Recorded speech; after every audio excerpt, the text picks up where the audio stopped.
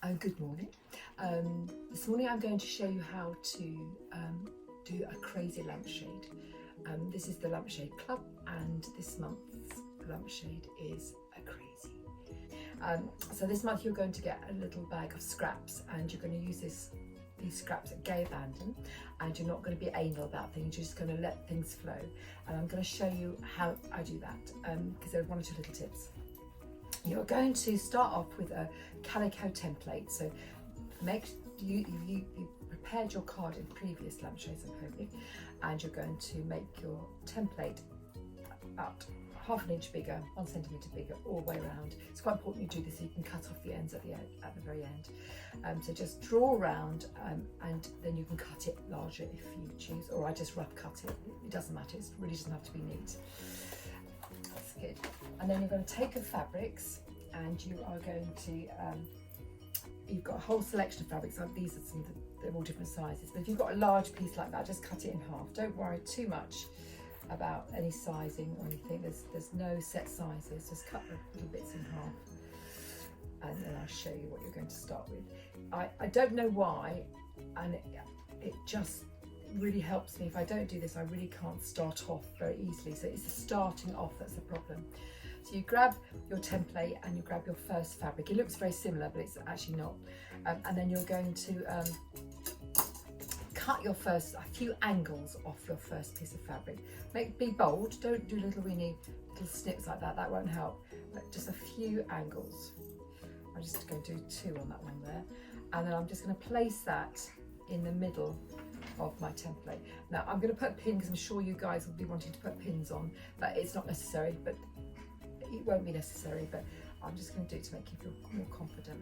I'm just going to take one of these angles, one of these lines. I'm going to grab a piece of fabric that's different to the one I'm using, and this has already got a strange angle on it, but it doesn't matter. It could have been a straight one. I've used a straight, so just to prove to you. And you're going to pin those right sides together. There's very few fabrics here in your range that is right side or wrong side, so don't worry.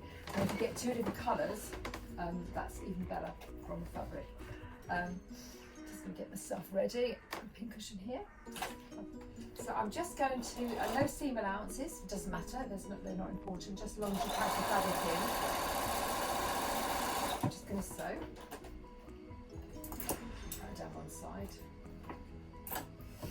And then I'm going to flip that one back.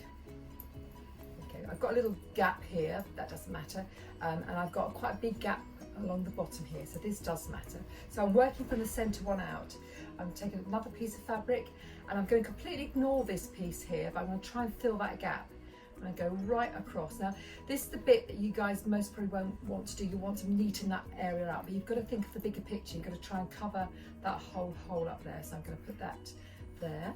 There will be a bit of wastage, but hopefully I'll be able to use that patch later. You don't have to cast off because it's not necessary, but you do need to trim some of these bits of fabric away, and be careful with them because you can actually use them again. Sometimes you might have to just snip the stitches underneath. And so there's my seam allowance, and I'm going to flip it back over, and it will go over the edge of the shape. We don't mind that at all. That's quite lovely. That's not a problem for me. It's cute. I have got a little gap here, so let me find another piece of fabric, something slightly different, and let's just do this. Do you see what I'm doing? I'm just trying to cover all my gaps. I'm just going to stitch.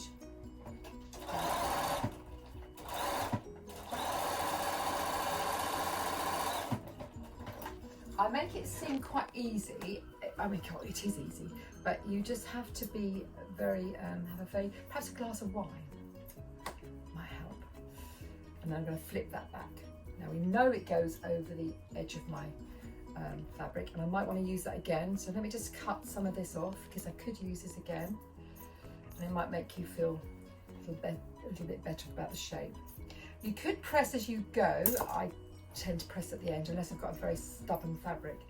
Now I've got the perfect one now, and can you see I've got a line right across there? So let me see if I can find, oh look, perfect. Did you see that? I didn't plan that, girls, I promise you, but it's a great fix, that one. It goes right across. You can, this is your lampshade, so you can add little, if you've got some bits of baby clothing or little bits of old linen, French linens and things, it will be perfect to do that with as well. Or perhaps you can even make some more later on. So just trim that one off. Just trim the stitches and trim that off. And this is how I make my crazy French stockings. Do you remember the ones that I made when I worked on the Kirsty Allsop programme? This is exactly how we made those. And we don't like square shapes, we don't like ugly shapes, so don't just put another piece there, that would be very unattractive. So I'm going to grab a piece of Osnaburg and I'm just going to take that corner off that shape there. I mean, if you did do ugly shapes, that's okay, because we're going to decorate this with stitching, and we're going to decorate it with tapes in a minute, so it's not a problem. I think it's the hottest day of the year today, and we are actually in my conservatory, so you see a little glitter on my forehead, that's what you're seeing.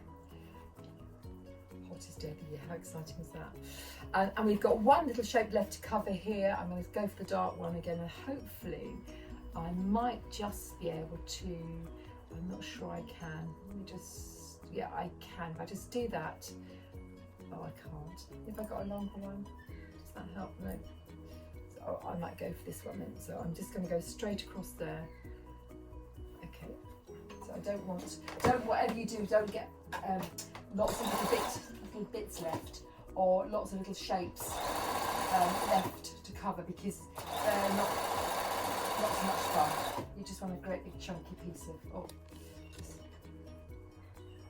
through my needle. I'm using same coloured thread, top and bottom. Don't be tempted to use any old thing in your machine. I've been known to do that, but it always comes back to bite you. So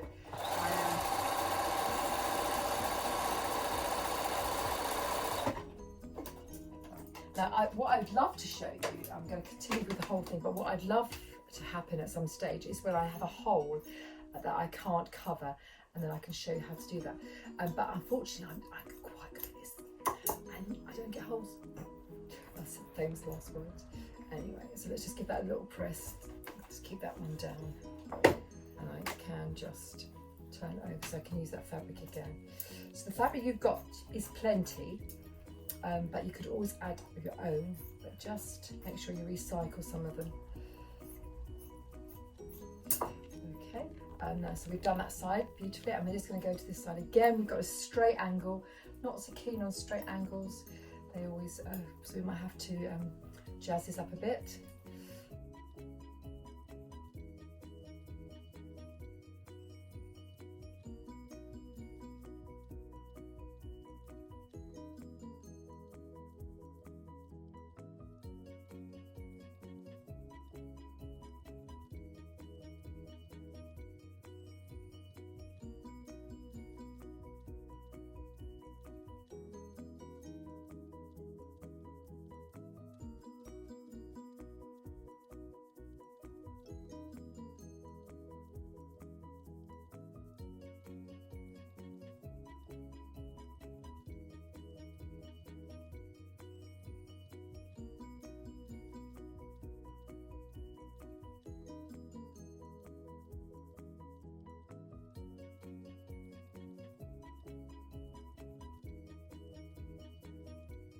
You've just got one little odd shape to, what have I got to fill it up with?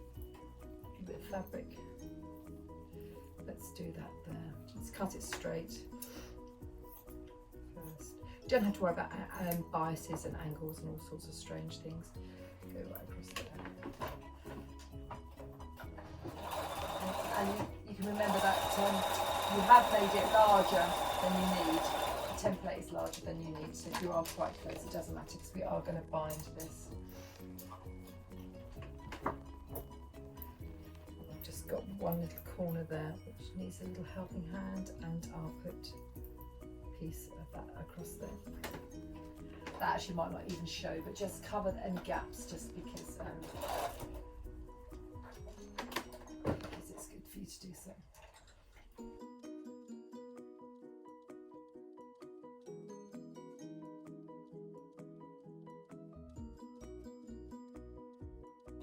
when you've done that,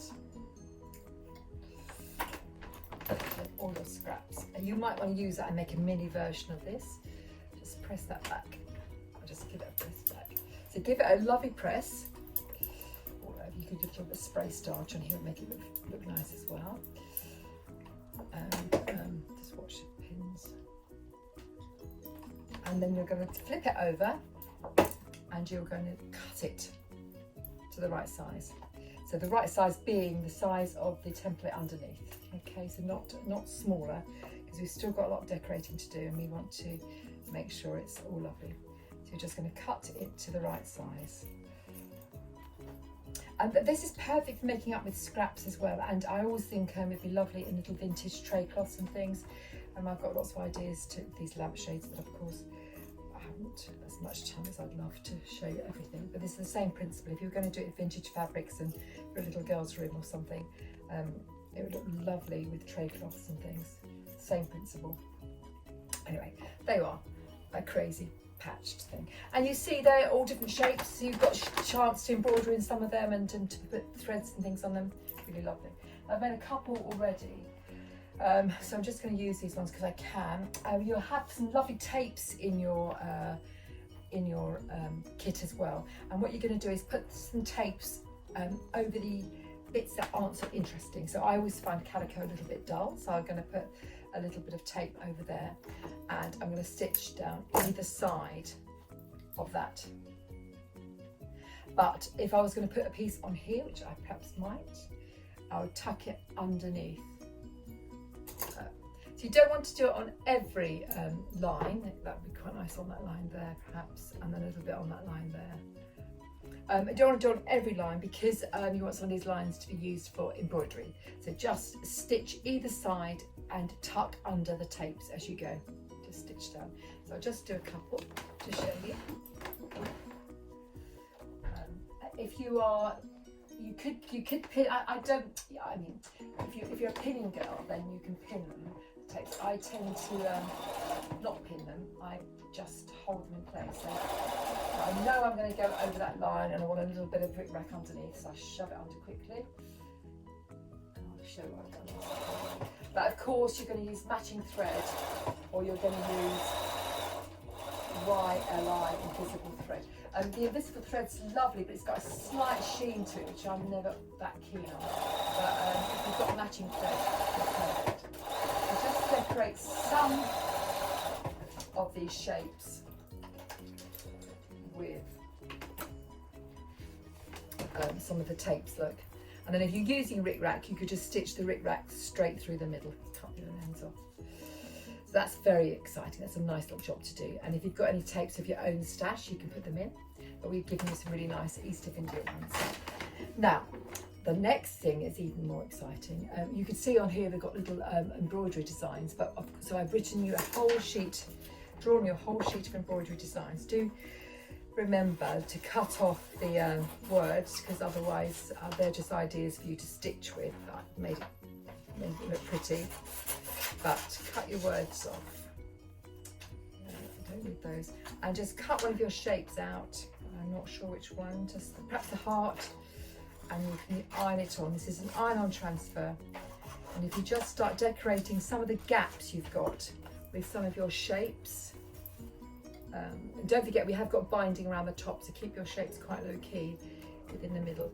That's perfect. There you are. There's a little heart shape there. Let's have another little shape over here. Let's do. I like this one. I wonder if I can fit it in. There's a nice sort of chevron-ish shape here. When you look at the lampshade and the photograph of the lampshade, you'll see what sort of stitches I've been able to do with them. I didn't draw the stitches on here. I've just given you the outline for you to be able to stitch. So in the next session, I'm going to show you some of these stitches. Right, okay, that's a nice one in there. It's this little one I've used. Pop it in there. So while I prep this, get this all ready, and you're going to have to put the kettle on, I will get ready to show you how to do some of these stitches. Perfect.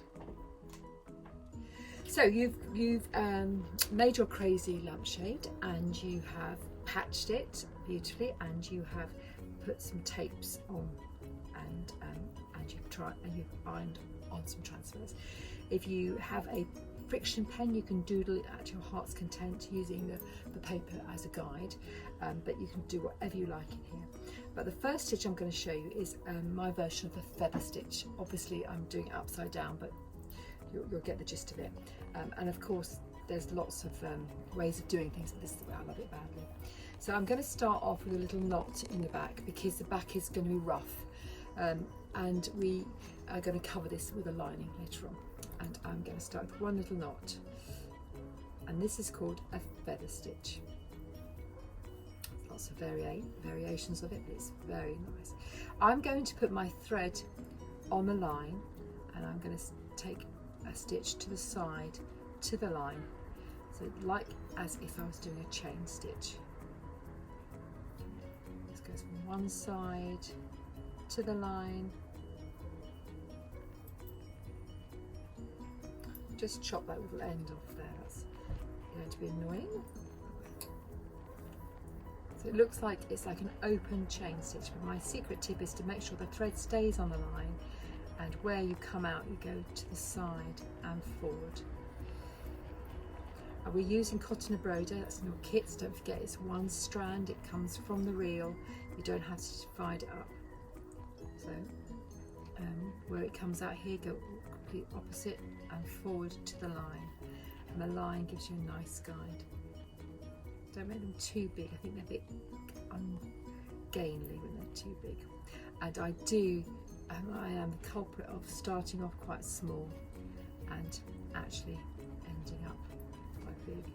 So where you come out, you go to the side and go to the line. You're going to wrap your thread around the needle like that.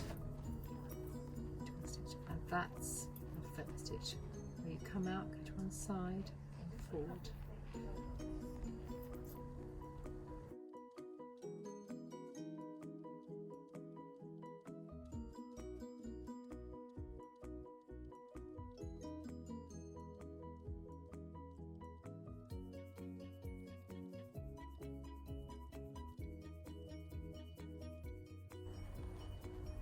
That's a feather stitch.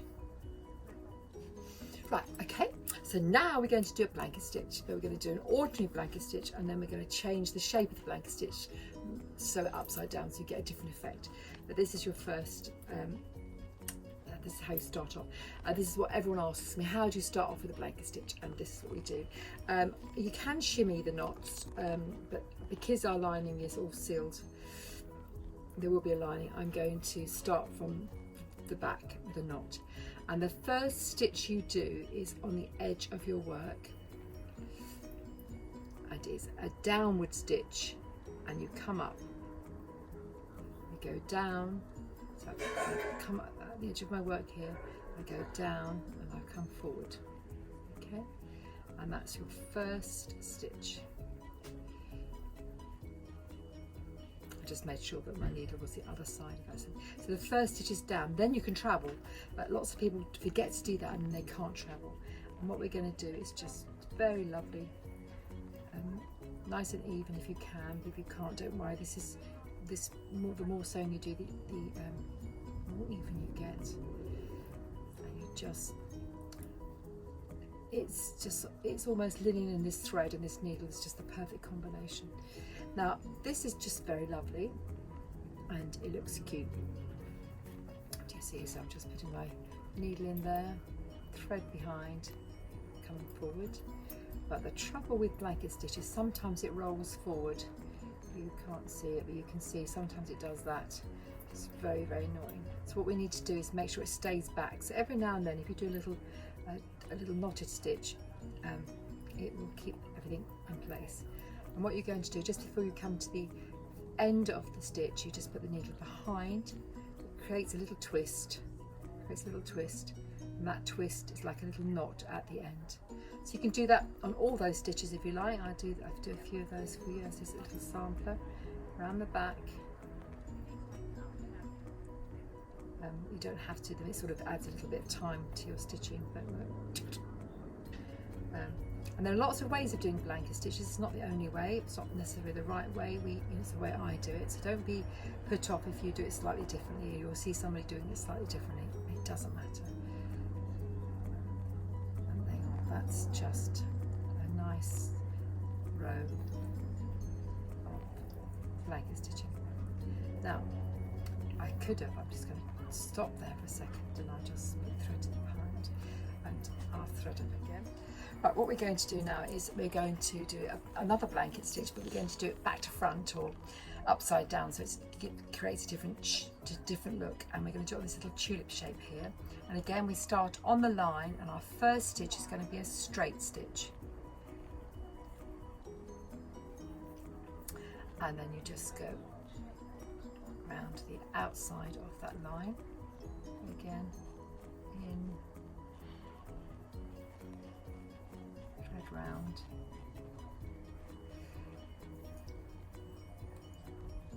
and because of the nature of your needle and your thread, there's sort of only a certain size you're going to do. So if you want to get a finer stitch, you can go down to 2 strands of embroidery thread, but the whole of this lampshade has been done in this cotton brode.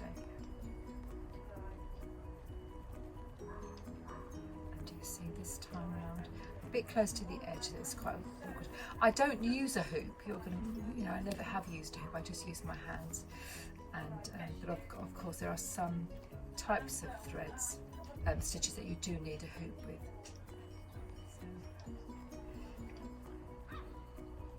And by doing that stitch like that, going backwards or upside down, you get that look there. Look. Okay, so traditionally they might have come forward into the shape, but this time I've done them outside the shape. I've just done little cross stitches inside. So it's exactly the same blanket stitch, but it's just instead of going into the shape, it's gone out of the shape. And of course, when you want to cast off, you just shimmy through the back.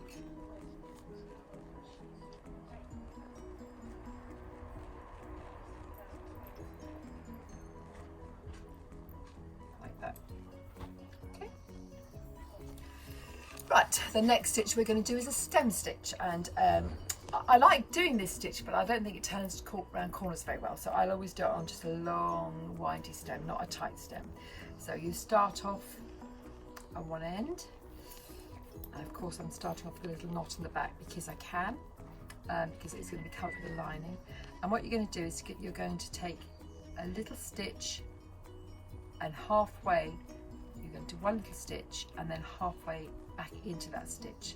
So it's like a bit of a back stitch, and you're going to do that all along. So little weeny, that's how you start off, and you're going to do little weeny stitches, and it creates a longer stitch. So don't be tempted to make a great big stitch like that. That won't work. You need a little weeny half stitch, because the stitch comes from the previous stitch and creates quite a long length.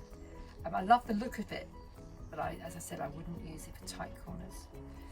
But it's a very pleasant, it's a very nice, it's quite a very traditional stitch to do. So you just go in and out. Keep the thread towards you. Of course, if you're left-handed, all my books have left-handed stitchery instructions in them, so you'll be able to look at those. I'm afraid I am quite ambidextrous, but today I'm just right-handed. I'll show you the effect it gives you in a second. I believe you can get a long way with this stitch quite quickly.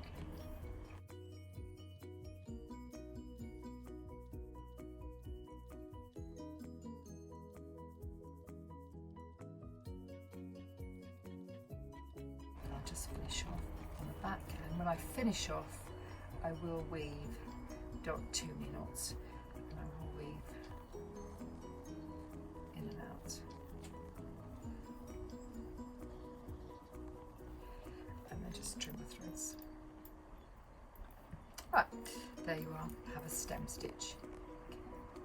And where have I got a stem stitch on here? I did the little on the lampshade, I did little shapes in a stem stitch. The next stitch I'm going to do is a chain stitch, and I'm going to chain stitch this heart. Okay. And you starting up in the point, and I'm going to go up over the heart and down, and I'll do the same with the other side, otherwise you'll get a different shape. And all you do is you go in where you came out, go forward, wrap the thread around the needle and pull out. And when you do the next stitch, you must go back in the chain, in and out. Chain stitch is very difficult to unpick, so don't go. I find it difficult, it's messy to unpick. So you could, I've made sure that my little chains are nice and open, but if you pull them tighter, they would be more straight. But I do like a little open chain. Do you see? I'm not pulling it too tight, it's cute, isn't it? So make sure you go in that loop. If you don't go in the loop, the stitch doesn't work. And what you can do, you can continue and fill the heart in. We've done that on some of our other projects, completely fill the heart in with chain. But this time I'm just going to do some layers of chain. So the chain stitch is very similar to our feather stitch. That's good.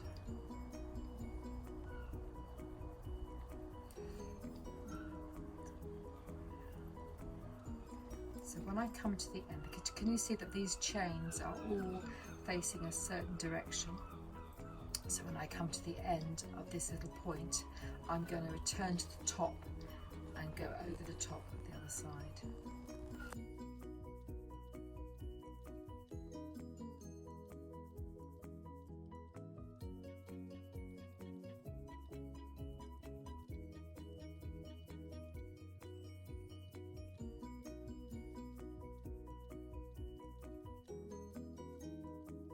And when I finish this stitch, what I'm going to do is just go down the side like that, go to the back and cast off. I call this shimmying the stitches, and I'll just trim that. And because I have got some shimmied stitches to shimmy, rather than have 2 knots at the end, at the beginning like that, I will shimmy again. So this is just me casting. I didn't really want 2 knots at the very beginning, it's just a bit bulky. And I come out the middle at the top. I come out the top and I go over again. How lovely is that? That red and linen is such a lovely colour. And so again, I'm going to start again from the centre, and we're going to go out. Always make sure you've got enough thread to finish the bit of work you're doing. This is a sample, but I suspect I will run out of thread. But do make sure you've got an arm's length, no more than an arm's length, because of course you then increase the risk of tangling. So that is a chain stitch. Now we've used a chain stitch on a lampshade lots of times. Around the heart here, look. Okay, and then what I did other layers around the heart. Chain and a chain stitch through here, look. So lovely. It's a nice thick stitch, and you can whip it, and it makes it look like a cord.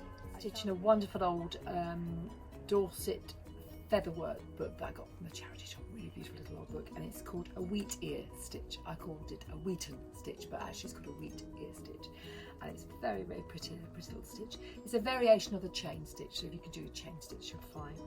You start off as you did your chain stitch at the very end here, and what you're going to do is you're going to give it 2 little ears, so one side, one another. These can be at different angles.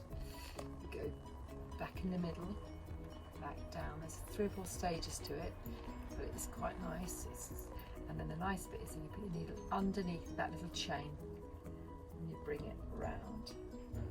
So what you're going to do is go back in your hole, out to the side.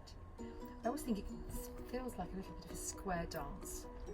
Out to the other side. So just think of the wheat and its ears. And then you're going to go back in the middle and down. And then to make the little bit of wheat, you're going to put your needle underneath that chain. So So really it's just like a chain stitch with two little arms hanging out. So those arms could be at better angles than I've sewn, so let's get that cracking now. You can always practice these stitches and then put them on your lampshade later, but I sometimes think I quite like to see my progress of work, so if I do something later on I think, oh, got that, I've mastered that stitch. Down in the middle, down the side, and then you come back up underneath the little ear of corn to create a chain. So that's called a wheat ear stitch. It's a little lovely vintage one that I've just found. Oh, it's most probably, it's not old, of course it's not old, but it's new to me. Do you see that? I most probably would have made that one a little bit better angle, but there you are, it's called a little wheat ear stitch. And you've got instructions on how to do that in your kit, and let me just show you where I've done on here. It's here somewhere. Oh, here you are, look, there. A wheat ear stitch. Look, it's like a chain stitch. I'm going to show how to put the bias binding on the lampshade. So I've just prepped a little crazy lampshade. Yours will be more prepared than this and beautiful, but there are one or two little tips that make it very, very lovely. And what you first is to use nice bias binding, and you're going to open it out and you're going to be stitching in the fold. So whatever that seam allowance is on your bias binding is the seam allowance you're using. So if I've said use 1/4 inch and your binding's a little bit more or less, then you just use your seam binding. And the first thing you're going to do is leave an inch at the top. And I'm going to place it raw edges together, and you're going to do one stop on the side first. And raw edges together, that's the raw edge of the binding to the work, and you want to stitch in that fold. So let me just do that bit, then I can come back and show you what then happens.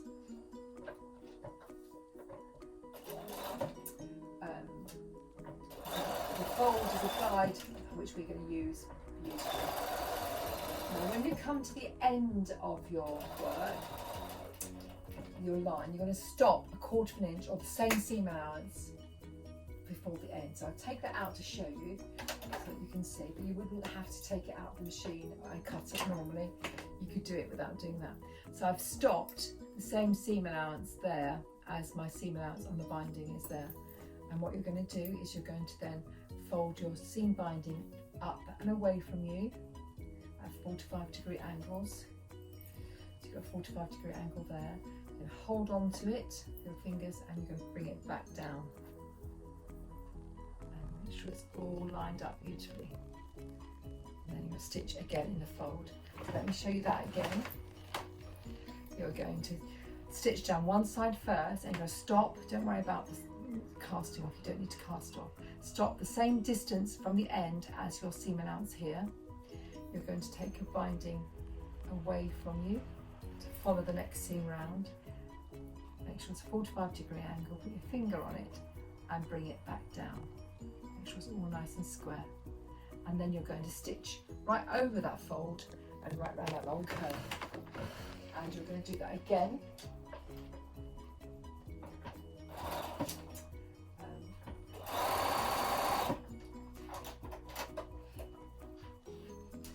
When you go around that curve, don't pull the binding tight, keep the binding quite loose, otherwise you might find your lampshade curls up a bit.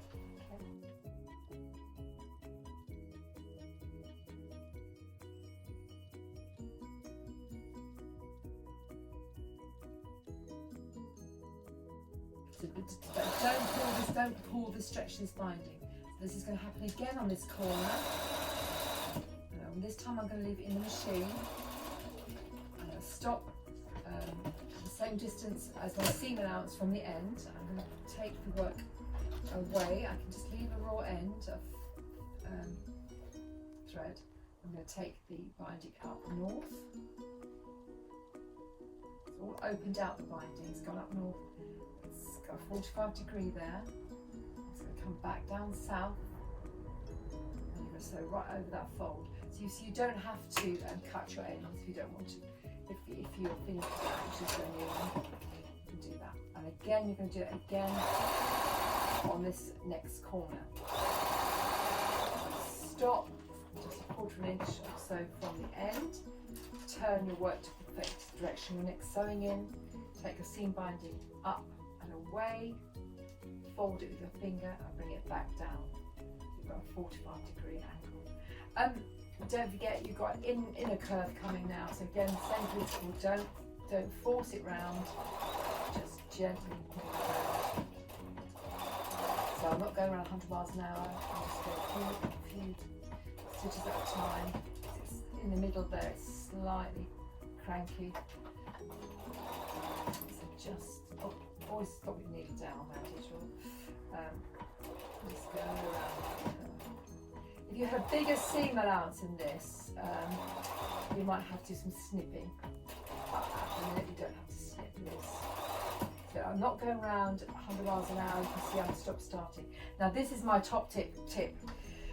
Before you come to the end, we're not going to miter this corner, but what you're going to do is fold your binding where you started nice and tightly back on itself. So fold it over, fold it right back on itself. Does that make sense? Let me just bring it out to show you, just in case you're not quite sure what I mean. I always know what I mean. So that's where you started. Just bring it right back and fold it right back nice and tight. You want to put a pin in there. Oops. 1 second. Ta-da! I like a little red one. If you want to put a pin in there, just pin it back on itself. Make sure it's nice and tight. And then when you sew this, you're going to go right off the edge of that. And I'll explain why in a minute. So you're just going to continue sewing very carefully around that curve.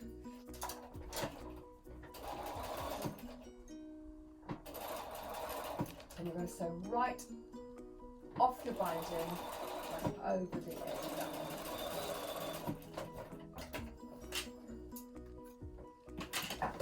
Look what happens. Let's get this all suited for you. So what I've done, I've tucked that one under. Lots of raw ends here, guys. Tucked that one under and I've sewn right off the end.